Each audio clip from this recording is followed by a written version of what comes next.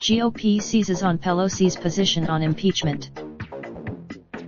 Some supporters of the president argue that Pelosi's comments, in a Washington Post interview, are tantamount to admitting there is insufficient evidence to launch impeachment proceedings.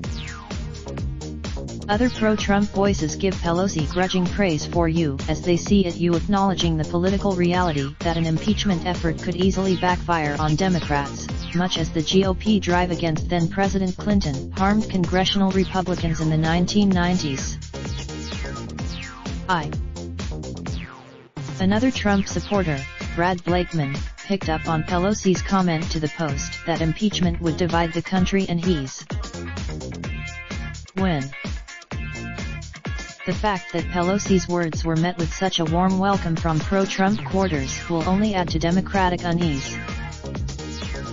The speaker has a difficult needle to thread.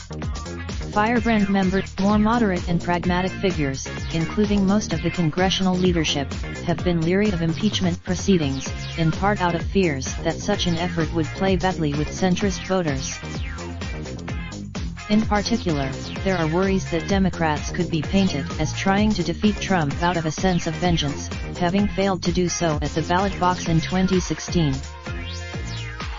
People close to the president are seeking to deepen Democratic tensions.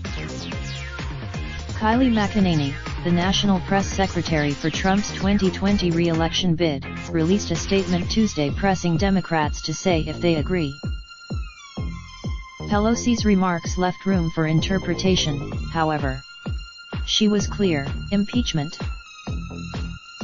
It is possible that the investigation led by special counsel Robert Mueller, or any one of the several Democratic-led congressional probes into Trump, could produce something compelling.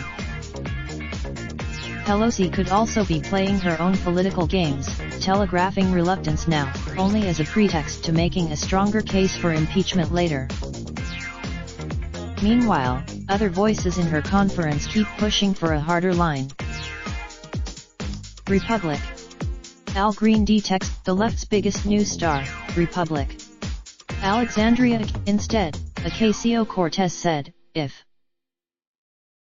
More cautious voices in the Democratic Party note that, for now, support for impeaching Trump remains a minority opinion.